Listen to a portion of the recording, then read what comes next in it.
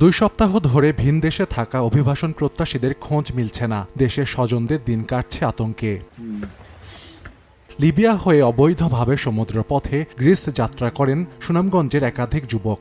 সম্প্রতি তারা ভূমধ্যসাগর পাড়ি দিতে ওঠেন নৌকায়। গত 3 আগস্ট থেকে পরিবারের সঙ্গে যোগাযোগ বিচ্ছিন্ন হয়ে পড়েন শান্তিগঞ্জের 5 জন, জগন্নাথপুরের 2 জন এবং দিরাই পৌরসভার 1 জন। অভিযোগ করা হয়, অবৈধভাবে গ্রিসে যেতে দালালদের সঙ্গে লেনদেন হয় অভিবাসন প্রত্যাশীদের।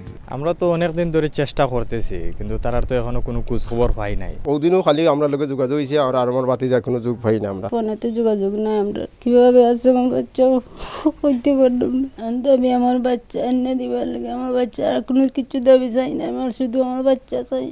প্রধানমন্ত্রীর কাছে আবেদন যাতে সুষ্ঠুভাবে তদন্ত হয়ে যদি মারা যায় লাশগুলা কেমনে ফিরিয়ে দেওয়া যায়, ওটা আর আমরা তো আত্মবিশ্বাস এখনো তারা বাচ্চা আছে মায়েরগুলো ফিরে আইতো। পুলিশ জানায়, অভিযোগ পেলে দালাল চক্রের বিরুদ্ধে নেওয়া হবে মামলা। চলতি বছরের মার্চে ভূমধ্যসাগরে নৌকাডুবিতে সুনামগঞ্জের 12 জনের মৃত্যু হয়। এ ঘটনায় জগন্নাথপুর ও দিরাই থানায় 9 জন দালালকে আসামি করে মানব পাচার আইনে করা হয় মামলা।